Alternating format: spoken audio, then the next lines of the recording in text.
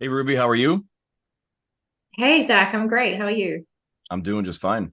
Early for me, late for you. We're Mhm. recording. I didn't realize that when I reached out to have you be on the show that we had such a wide gap in our time zones, but we made it work, and I'm glad that you were able to join us.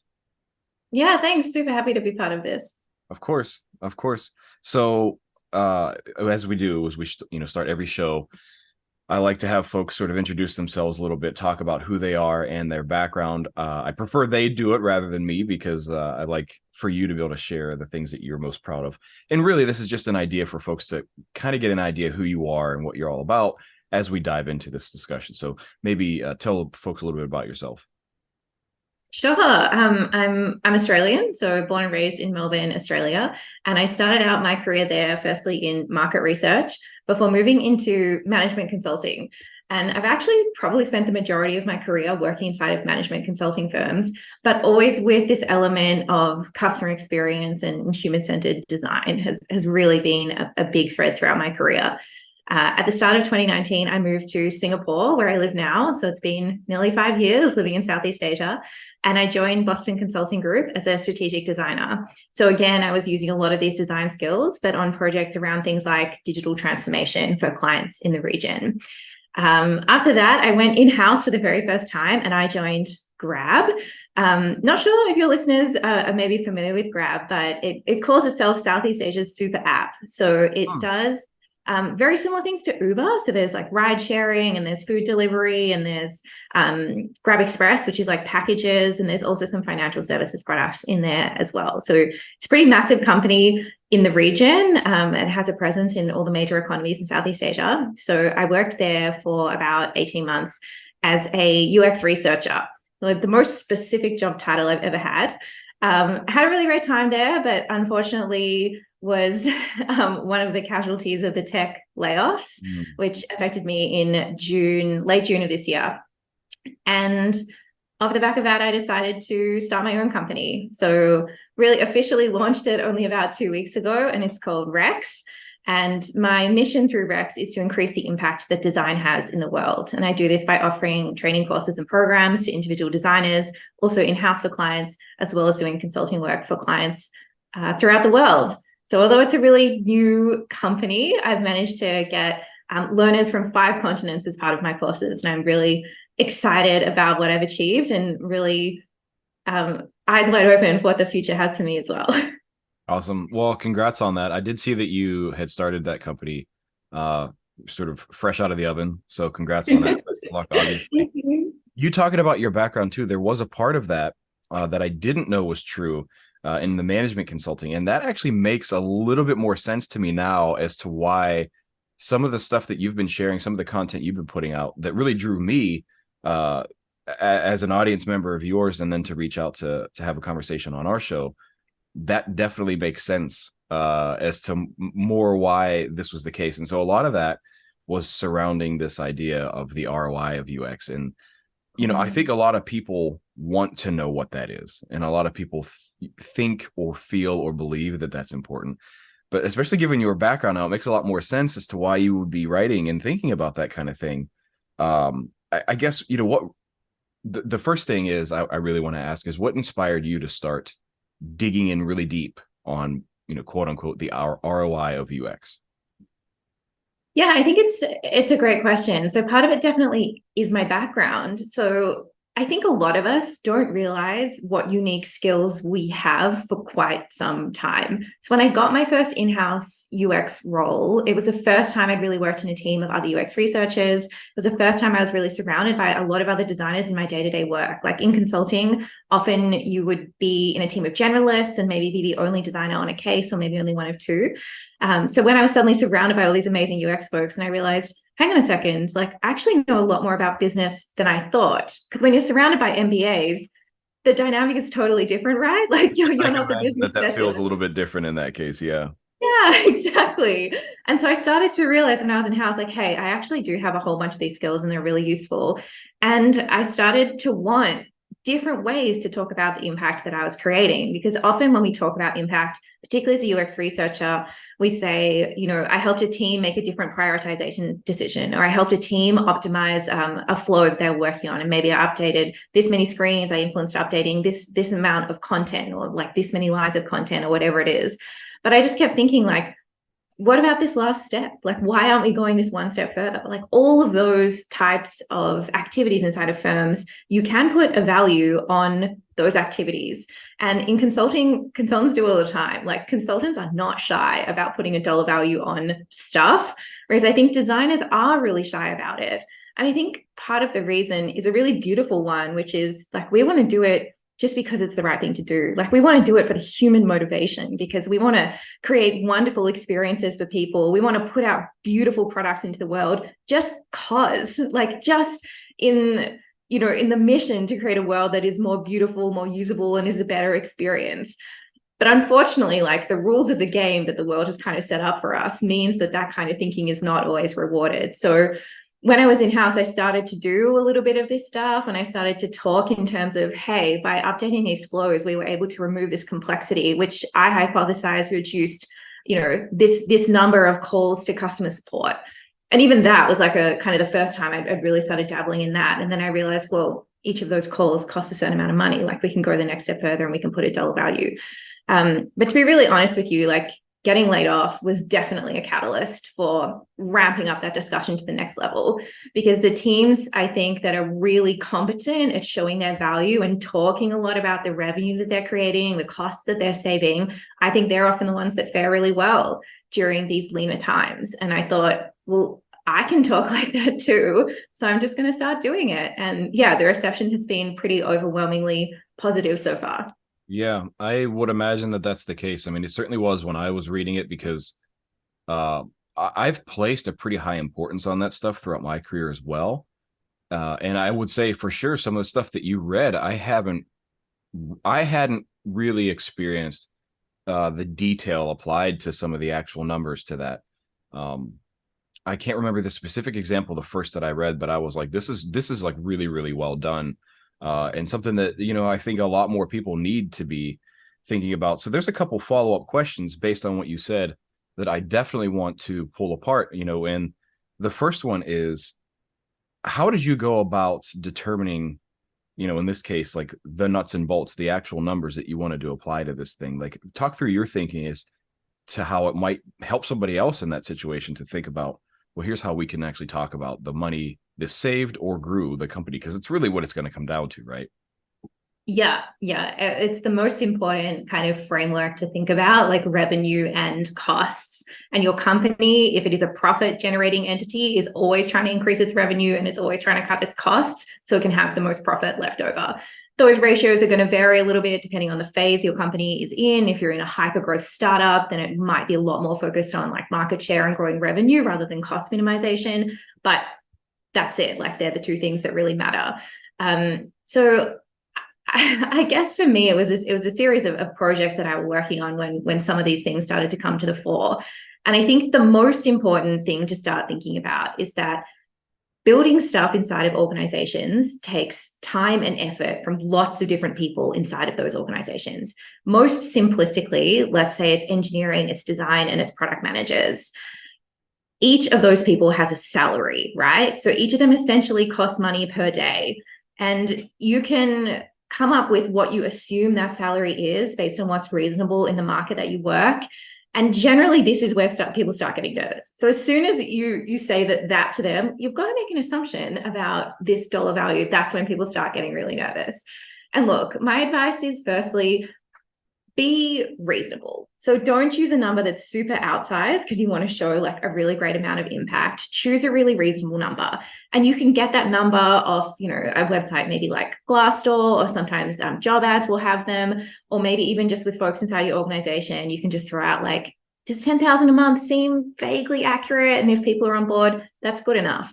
What's really important is that we go for reasonableness over 100% accuracy. It's actually not worth your time to find out to the dollar value exactly how much an engineer at this level versus a designer at that level versus a product manager at that level makes. What's important is that you are directionally correct and it's a number that stakeholders are going to buy into. So those are the kind of things we need to be thinking about when we make assumptions. And then we can kind of move forward with the next calculation. So once you know how much each of the employees roughly, how much their time is worth per day, you then have to talk to engineers or PMs and understand, well, how long would that feature take to build? And then it's a case of just multiplying those numbers together, and you come up with, okay, this feature would have taken us just in people time, approximately 50,000, 100,000, 125,000, whatever your number is. And that's it. And really the only assumptions you had to make there was how long it took, who was involved, and what their daily salary is. But even that way of thinking, I think, is really new to a lot of people in UX. The idea that we can then like parcel all of these disparate activities together into $1 number. And this is the kind of decisions that folks in UX should be influencing. We absolutely should be influencing, do we build feature A or do we build feature B? And do we build feature A rather than B, C, D, and E, which we know maybe from research aren't going to be winners. We have really strong hypotheses based off the research insights that we've got. And every time you're helping an organization deprioritize a dud, you're saving money. Like every time you deprioritize that feature that would have cost $100,000, that's a $100,000 cost saving. But people often don't want to go to that level, or they don't want to take too much credit, or they don't want to put a dollar value, but we absolutely can. And heaps of other people in the world of business are doing just that every day. And there's no reason that we can't be part of that. Yeah, definitely. And I mean, it just makes me really happy to hear your focus on this, because it's something that I've felt very passionate about for a long time, but I certainly never dove as deep into it, and in the way that you're sharing it publicly too. I mean, I definitely did this throughout my career, but never dug this deep into it to be sharing it publicly and really trying to teach people how to do it. And it's a passionate topic of mine as well. You know, I have to, based on what you're saying, I think I already know the answer, but I just have to ask, like, do you see a lot of people in our field talking about this? I mean, just in terms of ratios, like, is it half? Is it 1 out of 10? Is it basically 0.1 out of 10, you know? Okay, the way I often see the discourse is people will share benchmarking studies from like a Deloitte or a McKinsey saying design generates outsized value. Or like for every dollar a company invests in design, it returns $100 back to the organization. Like I'm just making those numbers up, but you see those kind of benchmarking studies and they get reshared a lot. Sure. And then the second type of content is designers need to learn business acumen. It's really important we know business acumen to have better conversations with people about business. And I think a lot of the discourse kind of stops there. And the next level that we really need to go to is like, okay, well, what are those elements of business acumen we need to be really fluent in? And I think there's not as much discussion happening at that level of specificity to really help designers upskill in the types of terms they really need to know and make sure they're super contextualized to design and are really useful. So I'd say like getting down to calculating like the ROI of specific projects that designers are taking on. I don't think I've seen that happen in public. Like, I don't want to sound grandiose, but I think the post that I wrote was the first time I'd ever seen anyone do that. No, I don't think that that's like completely out of the realm of possibility. It's possible that, you know, somebody here or there has written something about this, but I haven't come across it personally. And I think the important distinction is that I think for sure that there is like stuff, you know, from Forrester or whatever saying, yeah, for every $1, $100 is saved. Yeah. That's great, but it's kind of abstract.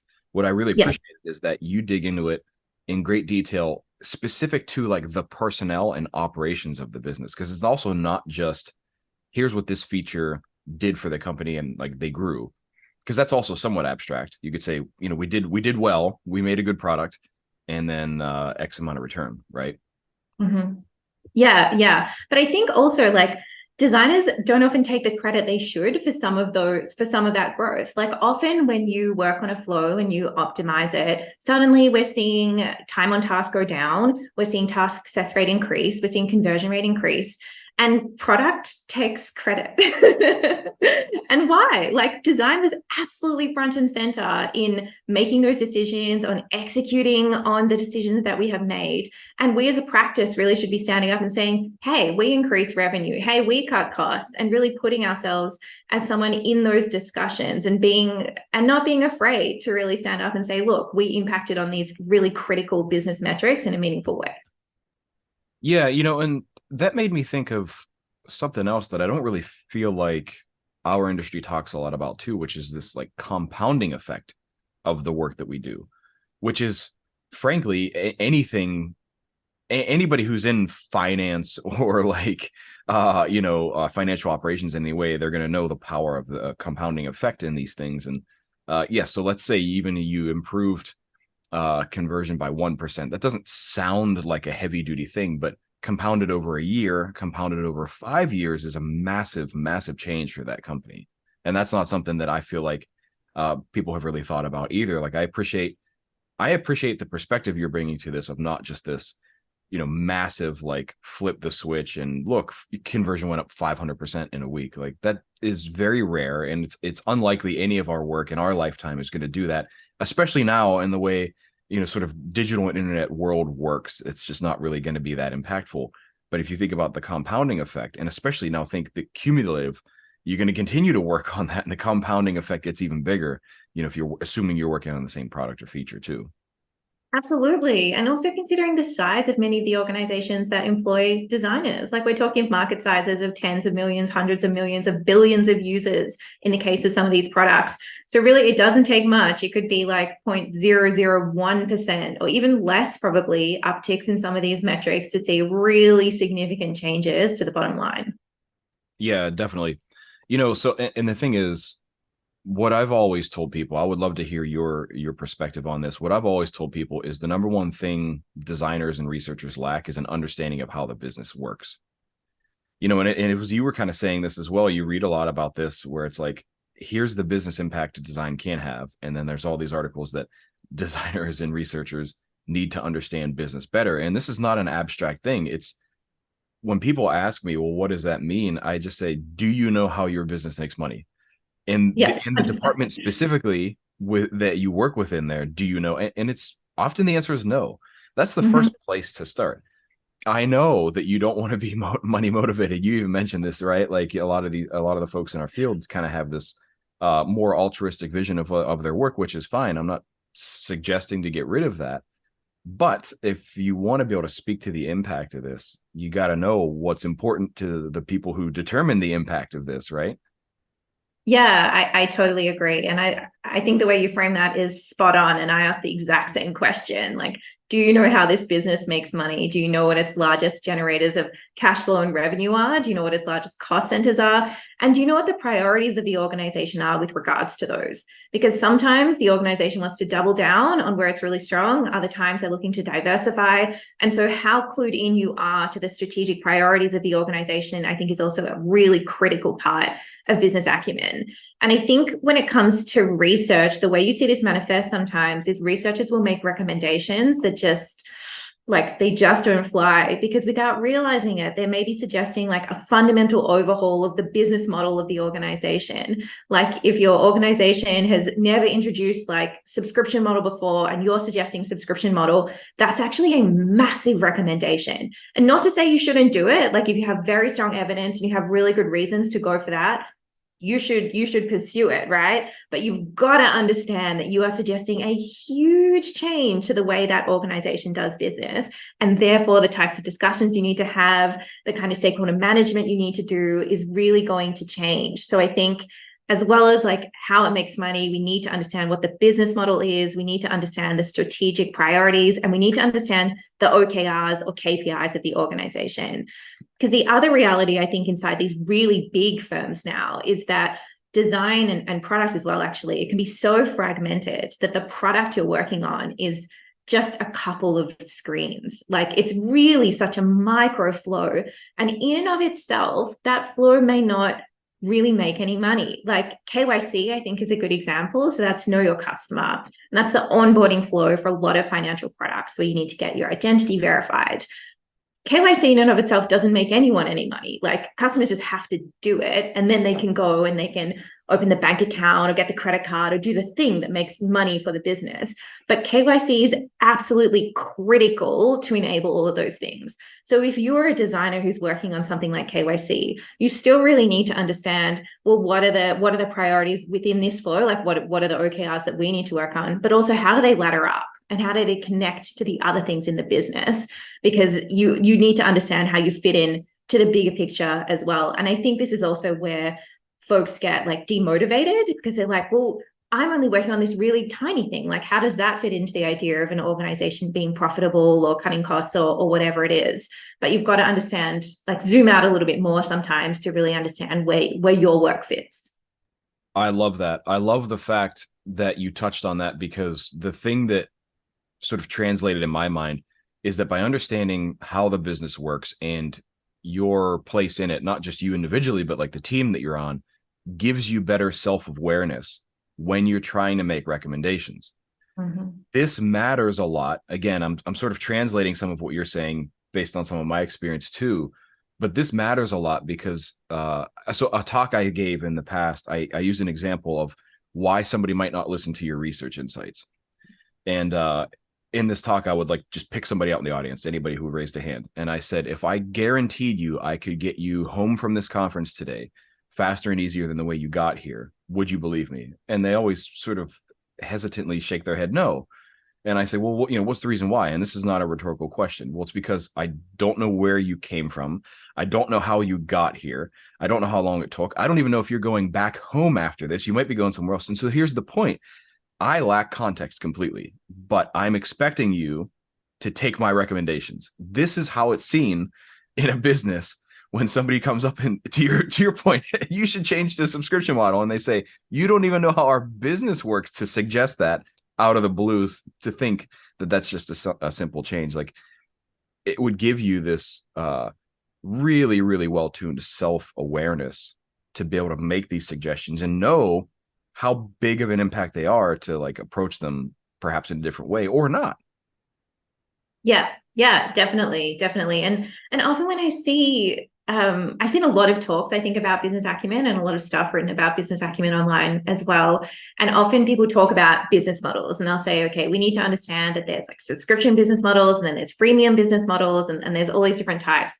But the reality is, like, no organization above a certain size is one type of business model. Like, they are layered on top of each other, and there will be, with Amazon, right? Like, it's got its subscription element in there to have that like reoccurring revenue, but it's also obviously like an on-demand, an on-demand business to purchase whatever you want. And then there's AWS as well. And we're talking cloud. Like, if we really want to think about all of the different elements in there, it's not enough to just understand conceptually at a high level that there exist these discrete business models. It's also about, well, what is the interaction of these together, and then how do they play out in my business, and how does the design work that I'm doing influence and interact with these different business models as well? Yeah, no, that's such a hugely important point, especially with companies that size. You bringing that up is really, really timely, because something I read recently came to recall based off of that, Amazon specifically, where they're able to place these huge, expensive, and many times failure bets on like new products and services because of the base of businesses they have elsewhere, specifically like AWS.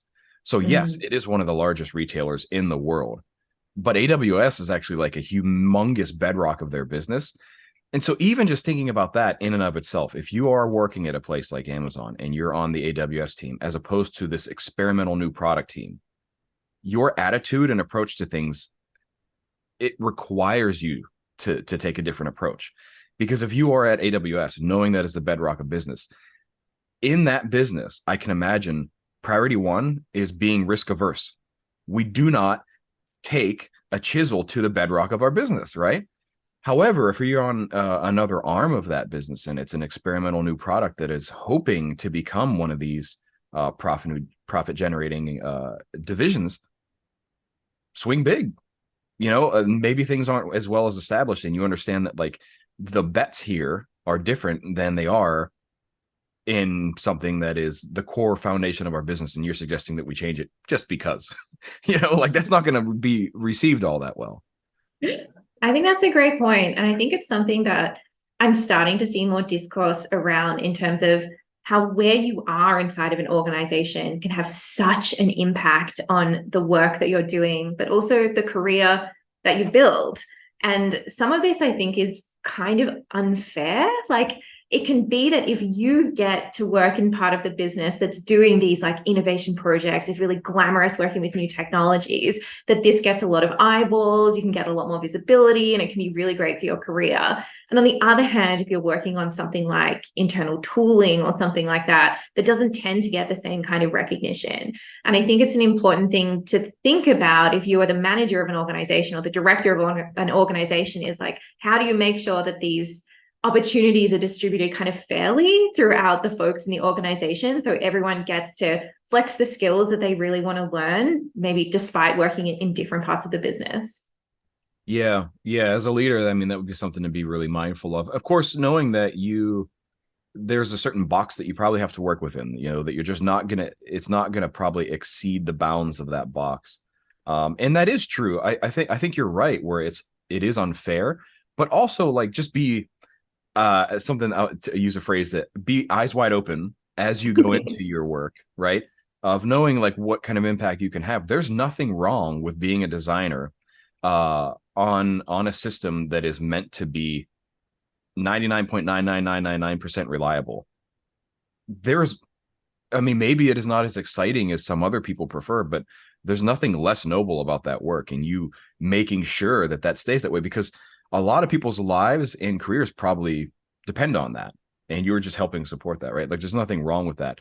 On the flip side, if you say, yeah, I'd prefer to kind of have this more rock star trajectory working on like the big sexy projects that make headlines, then just be really mindful about that as you're choosing your work, right? Or the teams and companies that you decide to work with. This reminds me of something. This is very long ago. We had Erica Hall on the podcast as well. And I think one of the things that she was saying, an example she used is like, yeah, understand like the place that you're in. If you're working at like on an airline website or for an airline, there are certain like regulatory reasons why some things and some products and services just can't be innovated. It doesn't matter how much evidence you have. It doesn't matter how much the customers want it, right? It just can't happen that way. And so like understanding where that is and choosing to be okay with that or not, I think is really important. But either way, knowing how that business works will really help you apply yourself in that business to make an effect in the best way possible. And I actually think you've also touched on another element, which I would kind of consider business acumen as well, and that is understanding regulations. I think it's also something that we tend to kind of gloss over, or maybe we think we can leave it up to legal, but it is really important that if you're working in a highly regulated industry, that you understand what are some of the prevailing regulations that I just need to be aware of. I think airlines is probably a really great example. Again, anyone working in fintech, there is a lot of regulations that are super critical for you to understand when it comes to designing your product and knowing where is a hard boundary and where is a space where you can experiment and you can think more innovatively. And I think there's more content starting to come out about designing in highly regulated industries, but it's also an area where I think people could develop a really interesting expertise and speciality as well. Yeah, that's true. I mean, not that I think neither of us would come and suggest that, people in the UX field, on top of everything else that's been suggested we need to learn, also need to be regulatory experts. But yeah, it is definitely extremely helpful to be aware of those things as you're having conversations, so that you seem well informed, because that builds trust and credibility when making recommendations, I think is really the point, right? Totally. And I think that's one of the best skills you can learn no matter what your career is just how to have really good, intelligent conversations with people who have a specialty that you don't. So be that legal, be that data science, be that engineering, like how can you have conversations or be part of conversations and move the thinking forward and still be a really important and influential seat at the table. And you've got your own expertise that you really want to share and you really want to bring forward, but that you can engage with a data scientist when they're talking about market sizing or they're talking about A/B testing results and still have a conversation that's meaningful and you're understanding it, you're absorbing it, you're sharing your insights. I think these are some of the best skills that you can develop in UX or really any job at all. Yeah, awesome. So it's clear that you have experience doing this. And so, I think we've talked about the subject sort of in a general way for a little bit now. I was going to ask you if you can take any specific example in your background and maybe walk folks through, knowing that most of the audience is probably UX researchers listening to this. but walk them through, like, how did we go from point A to point B in your case? I started at this company or this team or this project. Here's how I learned about how the business worked. Here's the work that we did. Here's how we quantified that into ROI. Could you walk us through that kind of scenario? Yeah, this is always the hardest questions when we have to go into like a really specific case. So I would say, yeah, I was first exposed to like this type of thinking when I was working in management consulting. And one of the wonderful things I think about working in consulting or agency life is that you do get exposed to this incredibly broad array of different clients and of different industries. And a long time ago, I was working in insurance, and we were working with a client who wanted to think about some new products and services. And they wanted to get a sense of this, if it would make sense, essentially, to go in and to enter kind of a new space for them. And so we did a lot of the really great design work. We did a whole bunch of research. We did some service design. We were mapping out what this could look like. But as part of that, we needed to understand, well, what is the addressable market? And how much of that market do we think this client could capture? And that's when I had to build my first ever financial model. And it was difficult. I have to say it's one of the most like technically difficult things I've had to do in my career. Like I studied liberal arts. Like I do not come from a finance background. But to have to sit through and to understand things like net present value, which is the way that you can create kind of a single number essentially that sums up whether or not something is a good bet, to think about how many people are there out in the world that potentially could use this product, how many of them we think actually will use it, how many of them will go to competitors, how many of them are going to go to us, and then thinking also about what are the different inputs when it comes to how much it's actually going to cost the organization to come up with this product. Now, this is probably way more detail than I think any UX person would ever need to do. This is definitely more down the business end. Product managers maybe might be doing some of these similar types of things when you're thinking in a lot of detail about if you're going to build out a new product. But that ability to just, I think through some of these questions, and again, to engage your PM and to be asking these types of questions around things like the addressable market is a really helpful skill for designers to have. So essentially, we were able to kind of bring all of this back to the client and then go to them with a series of pretty strong recommendations about which of the ideas we think had the greatest chance of succeeding in the market, and which of those we think are maybe a second priority or maybe should be deprioritized altogether. And it was important, I think, to go through all of these rigorous steps to come up with that strong recommendation rather than just saying customers love it, which, as we know, we really can't leave things there. Or even customers love it and they need it and it maps to core jobs to be done and they've been trying to solve this problem in other ways and they're very excited to see this as a more seamless way to solve that problem. Like all of those things are like tick, tick, tick, tick when it comes to UX research, but that's not enough. The client also has to know we can build it. Like it's going to be feasible for us to build it. It's viable financially and it's the right strategic fit. And it's got to tick all of those boxes before you can ask an organization to really go down that road. So this is like, wow, like really going back into management consulting mode there for a second. Yeah, but the thing is, this is actually really, really important because whether it's your core responsibility to put those together or not, if you're in UX and UX research, you were part of that conversation, whether you realize it or not. And so I think A, recognizing that you are part of that conversation, and B, that everything that you're doing in your work can and should connect to that, I think is really, really critical in the success that you will have as a person in this field, right? To be able to understand that we can connect to those kind of things. So it's, just to kind of summarize a little bit of what you were saying, what you did there is really you started by talking with the customer and the stakeholders. You were understanding the market and how things kind of connected there. And then you were able to make a case, right? So I think, to me, again, translating that, the place that we tend to fall down in UX research is that we don't start by understanding like the stakeholders in the business first. We could do all the research and say like, yes, to your point, customers love it. It's a very strong fit. All indications suggest that people would want to use and or buy this thing. But if that doesn't connect with something that matters in terms of the strategic goals for the company or even the market at large, it's not likely something for folks to act on. Yeah, Yeah, absolutely. I think we hear this desirability, viability, feasibility all of the time. And I think most of us are really well versed in kind of what those mean and that we need to have that. But I think the strategic fit element is a really critical extra element to that. And if it's not a strategic fit, it's got to be so far off the charts for the other three that the organization is willing to reconsider its strategy to make this new idea part of it.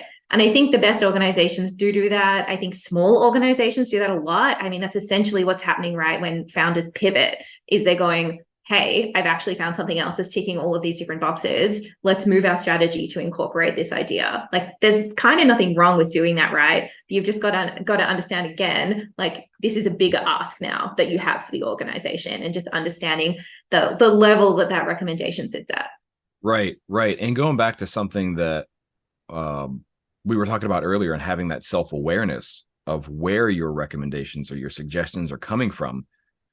You can't know that if you haven't done that upfront work and understanding the business, how it operates, how it makes money, how it saves money, what its priority is right now. Is its priority growth to earn more money? Is it to save money and protect costs? Because if, like, just as an example, if it is, we really need to protect costs in the current economic environment that we're in, and you're suggesting a project that is purely growth, and by the way, going to cost $2 million in, let's just say, engineering, it's not going to land very well right now. It doesn't matter how viable it is. It just won't land right now. And it's because you lack that context and self-awareness of what's happening in the business outside of, your specific work. Yeah, definitely agree. Cool. Well, so if folks are sitting here listening to this and they say, all right, I'm convinced I should learn how the business works better so that I'm able to make recommendations in this way, how might you suggest they start? Great question. So I've got to plug my own company here. So Rex is developing a whole suite of courses when it comes to business acumen. So our first course around impact sizing, we've run a bunch of sessions for that, and I'm developing on-demand video content for it now. But we're also spinning out a bunch of different courses when it comes to business acumen for designers. And this covers pretty much everything we've talked about today, and some more, including even financial accounting concepts. So things like CapEx and OpEx, these are also concepts that I think it's really important for designers to learn. Other than that, I would say there are always tons of amazing thinkers and content being produced on LinkedIn. The challenge is to broaden your kind of network and to broaden the types of folks that you follow. So if you're not finding that a lot of folks in UX and design are talking about this stuff, maybe follow product managers, maybe follow management consultants. Just find other people in your network who are having these types of conversations and have a look at what they're talking about as well. I also think, like, often it can be kind of conceptually easier to understand some of this stuff when it comes to startups because they're smaller. Like, once we get to business like Walmart or something, the scale there is just so off the charts. It can be quite overwhelming to try and break down the business model. Whereas often for startups, they're selling a single product and they have a singular business model, particularly at the very beginning. So I think there's always like tons of fantastic podcasts and content being produced by folks in startup land that maybe is a really good kind of entry point to start thinking differently about business models and building your comprehension and understanding. Yeah, that's a really great suggestion, especially for startups, because you're right. The business model tends to start a lot more straightforward before a company scales, and being able to look at that, I think, especially if you were to work in a larger company, you could essentially look at the department you work in as a startup within that. Although that's likely not the case, but just think about it like it's a smaller business model within a much larger or complex organization. So yeah, that's a really, I like that suggestion quite a bit. Although I'm curious what you would say to folks listening to this, and I'm presuming, but I'm curious what you would say for folks listening to this in the field saying, yeah, that's all great, but why do we have to justify the ROI of our work when others don't? So I can imagine people are sitting here thinking, I don't hear engineers constantly having to justify the ROI of their work. I don't hear product managers having to justify the ROI of their work. Curious what your reaction to that would be. Yeah, I don't want to have to justify the ROI of my work either. Like, I agree. I think it's it's really that simple. I think there's no one wandering around that's like, me, measure me. Like, it's not a desire, I think, that a lot of us have, right? And ideally, the work should speak for itself. But in one's own career development, or when one is a manager of a team inside of an organization, it is almost never the case that the work a team is doing will speak for itself. And if it does, it's speaking to a really small audience. And if you want to demonstrate your impact beyond your kind of immediate team, that's when you need to start developing kind of different techniques to demonstrate that impact. And I think the other reality is actually a lot of those teams are calculating the ROI of their work and they are demonstrating their impact. We just might not be aware of it. So product managers and potentially engineers and data science like that and all, they probably are saying, I worked on these products and I was a core contributor, or I was the leader of the product, and it created this much value for the organization. And often whoever it is can say that like they own those metrics, then they get to take credit, and that shows up as kind of like their ROI of their role. So I think probably more of it is happening than we recognize, because maybe we're not looking out for it, or maybe we're not part of those conversations. But I think it's kind of happening all the time. And we can get in on that if we want to, or you can decide to take a step back if you do. But in my opinion, it's just another tool that you have in your toolkit to demonstrate impact and have these types of conversations. And yeah, ideally we wouldn't have to do it, but kind of the way our current systems work, I think it's better to know how rather than not. Yeah, I really appreciate the way you answered that, because what it sort of illustrated to me is this concept of like own your own narrative. You can choose not to learn in the ways to communicate the ROI of your work, specific UX research, but someone else is going to do it for you if you don't. And to your point, yeah, I mean, this whole like context and self-awareness thing, I mean, we probably just don't realize that it actually is happening in other areas of the business. And maybe it's a newer concept to us, and that's why we have to deal with it now. But it likely is happening elsewhere. And then if it isn't in any function of the business, somebody's doing that, because businesses don't operate for, touchy-feely. They operate to make money, right? They operate to meet some financial means or end. And everything about that is typically done in order to optimize that, right?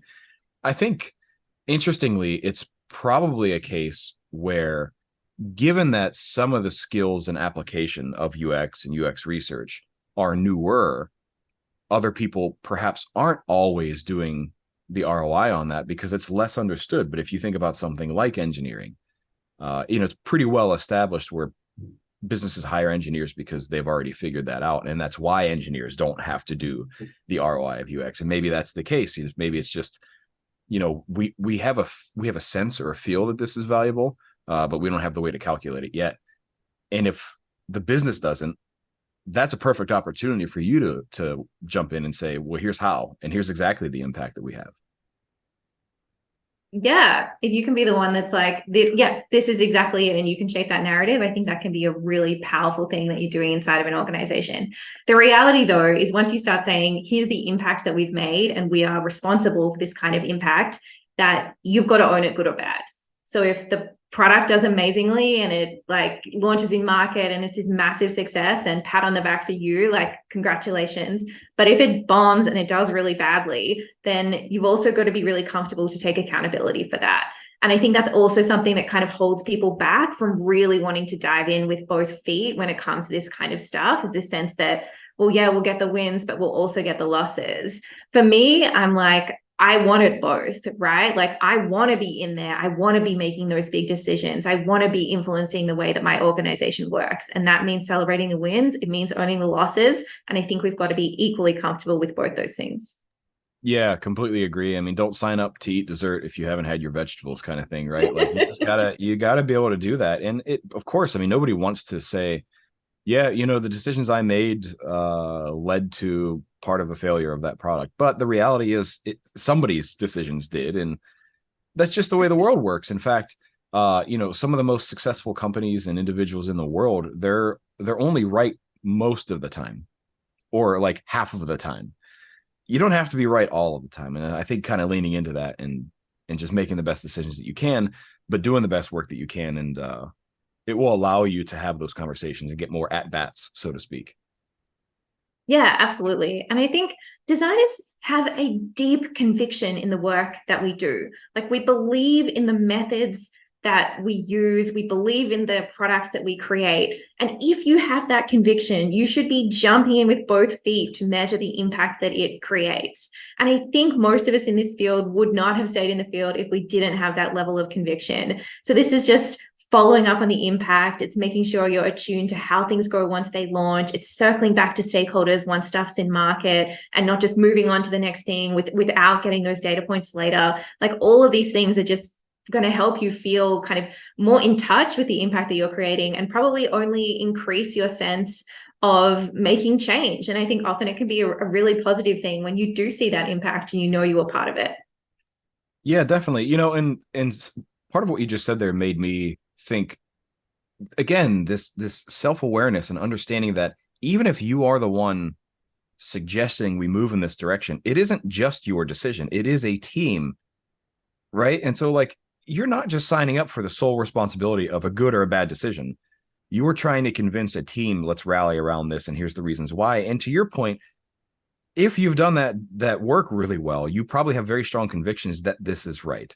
And it is your job, it is your responsibility to get the team behind that and say, we're going to sign up for this, because that's what the team does. It's not one person that should get an award when a product goes really, really well. And it's probably not just one person that should, be blamed, so to speak, when things don't go well. It is a team. And you have a really critical function in that, in shaping the team's perspective and opinion and convictions on that based on the work that we do. Yeah, agreed. Design is a team sport, and I think that's one of the best things about it. Awesome. So as it happens, time runs out and we have to be respectful of that, right? One of the things that I like to do at the end of every episode is I ask the person that we chat with if I forgot everything that we talked about, and somebody came to you and says, hey, Ruby, what was the main point? What's the main takeaway of the conversation you had on the show? How would you answer that? I would say that designers are a really core part of creating impact for organizations, and that we should celebrate the fact that we can do that by learning more ways to understand and communicate that impact. All right, right on. And we talked about a lot of ways you can start by doing that. Now, if folks were curious to learn more about the kind of content you're sharing, continue the conversation, anything like that, how can folks find you, and tell us where they can continue that conversation? The best place to find me is on LinkedIn. Just search Ruby Pryor, and I'm sure that I will come up. Yeah, right on. And we can have a link to your profile in the show notes for this episode and our blog as well. Anything else you want to share with folks today that we didn't get a chance to talk about? No, I think we're pretty good. Cool. Yeah. And we're going to have links to your new company as well, Rex, and your LinkedIn profile, all that stuff. You'll be able to find Ruby, continue the conversation about any of this stuff. I encourage you to do so. Very active on LinkedIn, sharing a lot of really good stuff there. So I think it's a great resource, despite a lot of people's aversion to LinkedIn these days. Ruby, really appreciate you taking the time. Excellent conversation. Very needed, I think, in our industry. And I hope that this just helps kind of push that forward. Appreciate you jumping on and taking the time to chat today. Thanks so much, Zach. Have a really great day. All right, everybody. We will see you next time.